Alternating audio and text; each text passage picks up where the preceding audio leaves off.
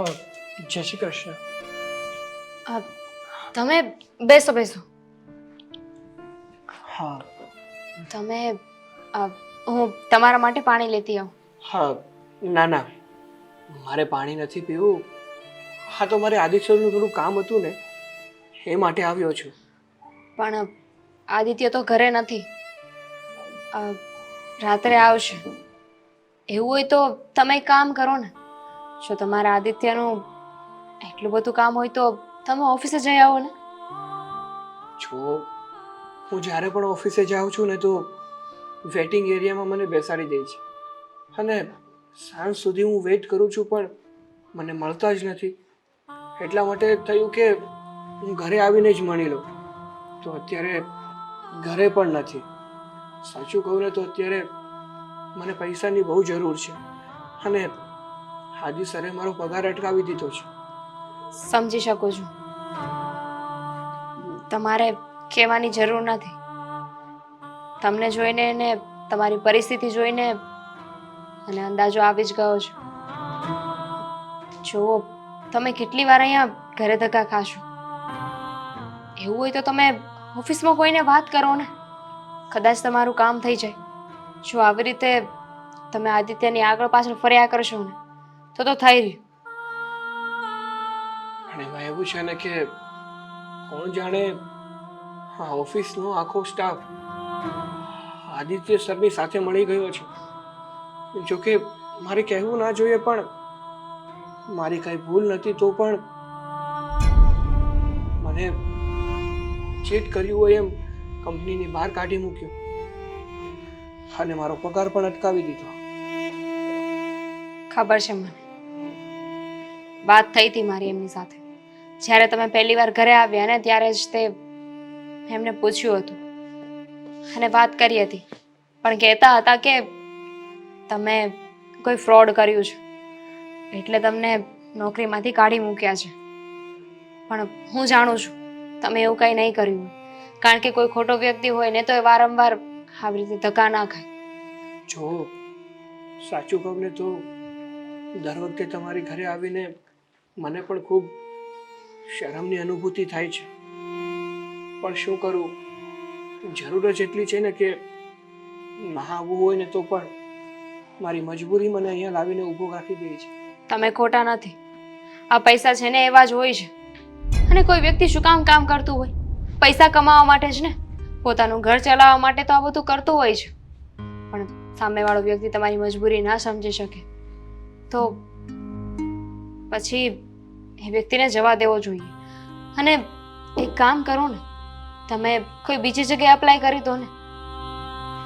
તમને તો ખબર જ છે કે આ જે પણ કંઈ જોબ કરતા એ સરકારી હતી, અને આ જોબ અચાનક જતી રહી છે, અને બીજી કોઈ જો પ્રાઇવેટ જોબ પણ કરીશ ને તો એ આસાનીથી મળવાની નથી. અને મળશે ને તો પગાર ધોરણ પણ સાવ ઓછું હશે. સારું, હવે જે હશે મારા નસીબમાં જે લખ્યું હશે ને એ જ થવાનું છે. તમે ઉદાસ ન થાઓ. હું આદિત્ય આવે ને એટલે એમની સાથે વાત કરીશ. હું એમને સારી રીતે ઓળખું છું. એમના વિશે તમારે મને કંઈ કહેવાની જરૂર નથી. રગે રગથી વાકેફ છું એમના. તમને એટલી આસાનીથી તો તમારી જોબ પાછી નહીં જ આપે. સારું, તો હું રજા લઉં. અને બીજી એક વાત, બોલું જો તમારે પૈસાની એટલી બધી જરૂર હોય તો હું આદિત્યને કહું કે તમને થોડા ઘણા પૈસા આપે. મારે મારો પગાર જોઈએ છે, એનાથી વિશેષ બીજા કોઈ રૂપિયા નથી જોતા મારે. ઠીક છે, હું વાત કરી લઈશ. અને જુઓ, આ છેલ્લી વાર છે. જો હવે આદિત્ય ન માને ને તો તમે તમારી રીતે કોઈ બીજો રસ્તો ગોતી લેજો. એમનાથી પણ કોઈ સિનિયર અધિકારી જે તમારી મદદ કરી શકે. સારું, તમે મારી વાત સાંભળી અને મને સાંત્વના આપી એ બદલ તમારું ધન્યવાદ. હવે હું રજા લઉં છું.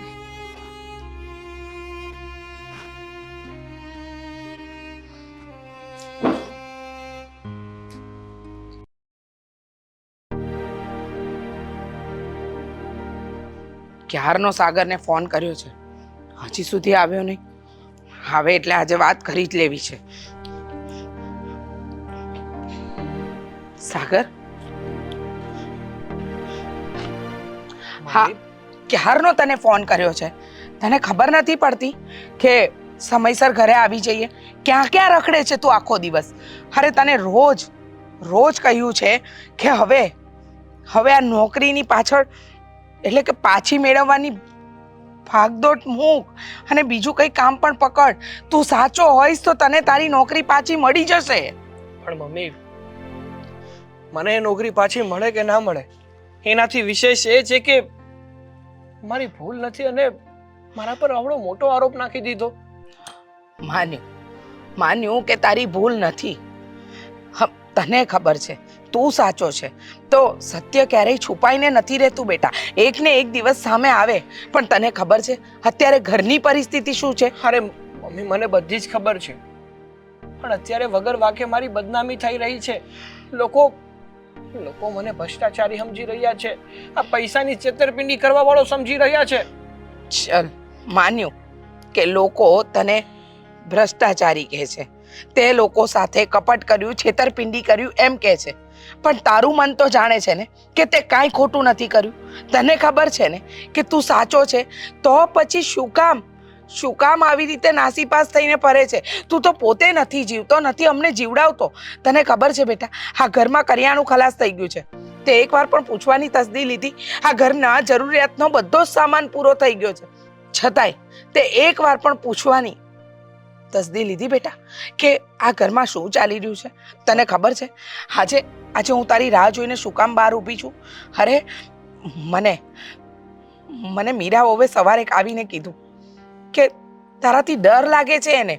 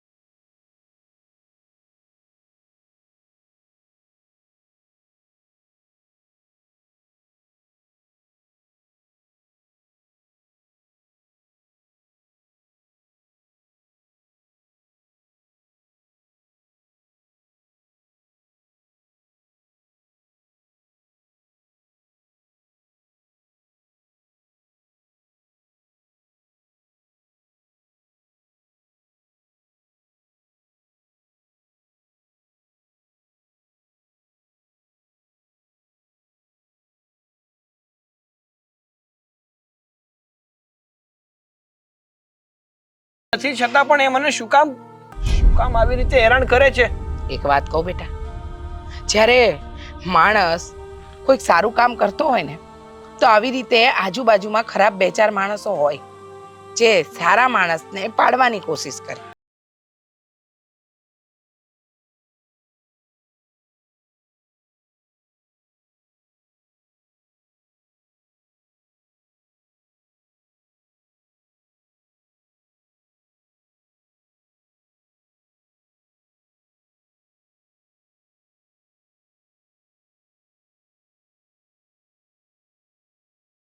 સુધી ચાલશે. હા મમ્મી, તમારી વાત સાચી છે કે મારે મારા કામની સાથે સાથે મારા ઘરમાં પણ પૂરતું ધ્યાન આપવું જોઈએ. જો મમ્મી, તમે બિલકુલ ચિંતા નહીં કરતા. ચિંતા કરવી નથી બેટા, પણ ચિંતા થાય ને એવું તું કામ કરે છે. સાચું કહું, આ નોકરી ગયા પછી તું રહ્યો જ નથી. તને ખબર છે તારા સ્વભાવમાં કેટલો બદલાવ આવી ગયો છે? અને તું દર મહિને પૂછવાવાળો વ્યક્તિ કે મમ્મી કંઈક ઘરમાં ખૂટતું તો નથી ને, મમ્મી આ વસ્તુ લાવવાની છે ને, તારી પાસે પૈસા શું ગયા? તે તો બધું જ મૂકી દીધું. અરે આમ હારીને થોડી બેસાય છે માણસથી. અરે પણ મમ્મી, મારી પાસે જ કાંઈ નથી તો પૂછીને શું આપી શકું? જો બેટા, હા સરકારી નોકરી છે, ક્યારે તારી નોકરી પાછી લાગશે એનું કંઈ જ નક્કી નથી. અને જ્યાં સુધી નોકરી એ નહીં લાગે ત્યાં સુધી આ ઘર કેમ ચલાવવું એનો તો વિચાર કર. હા મમ્મી, એટલે જ કહું છું તમે ચિંતા ના કરો, હું કંઈક એડજસ્ટ કરું છું. મારા કોઈ મિત્ર પાસેથી પૈસા લાવી અને આ ઘરમાં જે પણ કંઈ ખૂટતો સામાન છે ને સાગર, એ લઈ આવીશ. મિત્ર છે ને 2-4 દિવસ તને મદદ કરશે, મહિનો ચલાવશે તારું ઘર, કાયમ નહીં ચલાવે બેટા. એટલે વિશ્વાસ રાખ કે જો તું સાચો છે તો તને તારી નોકરી પાછી મળશે. અને વિશ્વાસ એ પણ રાખ કે તારે આ ઘર ચલાવવાનું છે, તારામાં કાબિલિયત છે, તો અત્યારે ટેમ્પરરી કોઈ પ્રાઇવેટ જોબ પણ કરી શકે બેટા. સારું મમ્મી, તમે કહો છો તો હું કંઈક વિચારું છું અને કંઈક કરવાની કોશિશ કરું છું. સારું, હું અંદર જાઉં છું.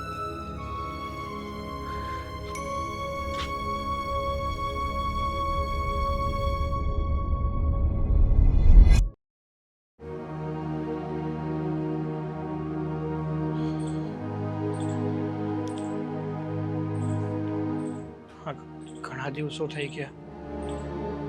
હું લગભગ આજે આદિ સર મળીશ.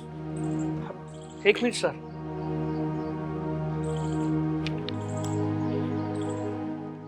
શું જુઓ છો?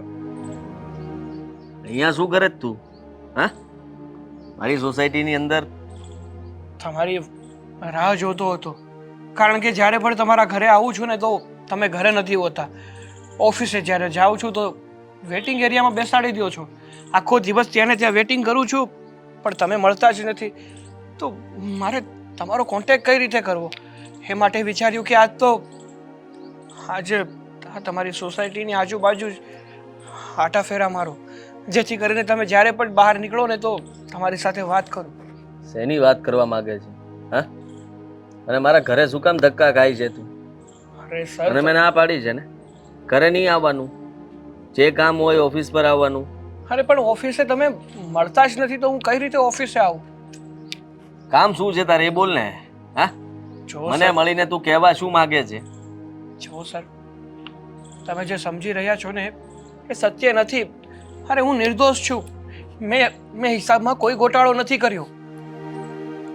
જો પ્લીઝ સર, મને મારી નોકરી પાછી આપી દો. આ નોકરી ઉપર મારું ઘર નિર્ભર છે. જો મારા હાથમાં નોકરી નહીં રહીને તો હું બેઘર થઈ જઈશ. હું મારા પરિવારને નહીં સાચવી શકું. અને તમે એની સાથે સાથે મારો પગાર પણ અટકાવી દીધો છે. અત્યારે કંઈ નહીં તો મારો પગાર તો આપી દો. ચોરી કરી છે અને હજી પગાર પણ જોતો છે? તારી પાસેથી ઉલટાના સરકારને રૂપિયા લેવા જોઈએ. તું સરકાર પાસે પૈસા માંગે? શરમ નથી આવતી? જો સર, ભૂલ થાય. ચાલ માની લઉં કે તું નિર્દોષ છે. ચાલ સાબિતી આપ. છે સાબિતી? સાબિતી નથી ને ખાલી બોલે કઈ ના થાય. હા, બોલીને તો હું પણ કહી શકું સર. કે મેં જ બધું કર્યું છે તો સાબિત થઈ જશે. અરે એના માટે સાબિતી જોવે. અને હું તારી સાથે એટલા જ માટે વાત નથી કરવા માંગતો કે જ્યાં સુધી મને કોઈ વાતની ચોખવટ નહીં થાય અને મારા કર્મચારીઓ મારી નીચે આ રીતના તમે કામ કરતા હોય અને તમે લોકો મારી ઓફિસની અંદર આવી રીતના ખોટું કરો, અરે હું બિલકુલ ના ચલાવી લઉં. અરે જો સર, અરે હજી તારો કેસ તો હું હાઈકોર્ટ સુધી પહોંચાડી, સમજી લેજે. ના ના સર, આ તમે હજી તું મને જેને સમજતો નથી. તને શું લાગે છે આવી રીતના મારા ઘરે ધક્કા ખાઈશ, મને અવારનવાર મળવાની કોશિશ કરીશ તો મને દયા આવી જશે એમ? અરે એવી વાત, બિલકુલ દયા નહીં ખાવ તારા પર, કહી દઉં છું. અરે એવી હા, વાત, રોડે ચડાવી દઈશ તને. એવી વાત નથી સર. તમે સમજવાની કોશિશ કરો. હું સાચું કહું છું અને મારી પાસે સાબિતી નથી એટલે તો હું લાચાર છું સર. નહીતર તો ક્યારનું મેં સાબિત કરી દીધું હોય. થઈ ગયું સાબિત કે તું નિર્દોષ છે? ધમકી આપી હોત, મને મારા પર ગુસ્સો કર્યો હોત ને તો કદાચ ખબર પડી જાત કે તું ખોટો માણસ છે. પણ તારું મોઢું જોઈને લાગે છે કે તું ડાયો માણસ છે, સારો માણસ છે. અને એટલા માટે જ તને માફ કરી દેવો જોઈએ. સર, જો તમે મને માફ કરી દો તો તમારા જેવો ભગવાન પણ નહીં. દરવાજે તાળું મારેલું છે, આ મકાન ખાલી છે, દેખાય છે. તો પાડોશી હતા અમારા, તો એનું શું? બહુ ખીચખીચ કરતા હતા. એકવાર મારી પત્ની સાથે ઝઘડો કર્યો તો મકાન ખાલી કરીને જવું પડ્યું. હવે એ વાતનું અને આ વાતનું શું કનેક્શન? કનેક્શન છે ને, ઘણું બધું છે. એની પાસે મેં જરા કીધું હતું કે માફી માગી લો, પણ ના માગી. મેં તને ફક્ત એટલું કહું છું કે પૈસા આપી દો ને છૂટા થઈ જાઓ. પૈસા? તું માફી તો માગે જ છે એટલે તારી પાસે માફી તો ન કહેવાય. પૈસા આપી દો. પણ સર મારી પાસે પૈસા નથી. અરે પૈસા પણ કેટલા પૈસા? 20 લાખ રૂપિયા. તારી નોકરી પણ મળી જશે પાછી અને તારો પગાર પણ જે જમા થયેલો હશે બધો પાછો મળી જશે. અરે સર આ તમે કેવી વાત કરો છો? સીધી જ વાત કરું છું. 20 લાખ રૂપિયા? હા. જો સર હું નાનો માણસ છું. ફોન ક્યાં તારો? ફોન બતાવ. મારી એવી પરિસ્થિતિ નથી સર. ના, હું ખોટો માણસ નથી, પણ આ શું છે કે બધું ચેક કરવું પડે. લે, રેકોર્ડિંગ નહોતો કરતો ને, જોતો તો. હા, તો હવે વાત આપણે 20 લાખે અટકેલી છે. 20 લાખ રૂપિયા મારા હાથમાં આપી દે એટલે વાત પતે. તને આ કેસમાંથી બહાર કાઢી નાખીશ, તને નિર્દોષ સાબિત કરી દઈશ અને તને તારી નોકરી પાછી અપાવી દઈશ. બરાબર છે? ક્યારે આપે છે 20 લાખ? જો સર મારી પાસે પૈસા નથી. અરે એટલી મોટી રકમ હું ક્યાંથી લાવું? હવે ઈમાનદારીનું પૂછડું બતાવીશ તું મને? બતાવ પૂછડું. ચાલ, કે હું તો ઈમાનદાર છું. આજ સુધીમાં મેં ક્યારે 1 રૂપિયો પણ નથી ખાધો અને બધાના નીતિથી કામ કર્યા છે. ઓફિસની અંદર તમે લોકો ફાઇલના થપ્પે થપ્પા લગાડતા હતા. તારે બહુ મોટું સમાજ સેવક બનવું હતું ને? હે? આ બધા હું જેમ કહું છું એમ કામ કરે છે ને તું એક આડો ફાટતો હતો. ચાલો, અમારી સામે થતો હતો કે બધા ફ્રી બેઠા છે, નવરા છે, તો કામ કેમ નથી પતાવતા? ફાઇલોના ઢગલા શું કામ કરે છે? તું શીખવાડીશ અમને? કોઈ પ્રેસ વાળાને મળ્યો હતો? હે? આપણા ઓફિસની બધી માહિતી આપવાની હતી કે આ સરકારી કચેરીની અંદર આવું બધું કામ ચાલે છે. હે? લે, જે બતાવ. તારે કોને બતાવવું છે? જે બતાવવું એ બતાવ. જા, ખબર પડે તને. સાંભળી લે ઈમાનદાર, તને કહી દઉં છું, હવે તું રિશ્વત આપીશ મને અને એ પણ 20 લાખ રૂપિયા હોય ને ત્યારે મારી સાથે વાત કરજે. ત્યાં સુધી વાત નહીં કરતો. અને હવે બીજી વાર મારી સોસાયટીમાં કે મારા ઘરની નજીક દેખાણો છે ને તો તું જ્યાં રહે છે ને ત્યાં આવું જ તાળું લાગી જશે અને તમે લોકો ગોતે હાથ નહીં આવો. સમજી લેજે. ચાલ.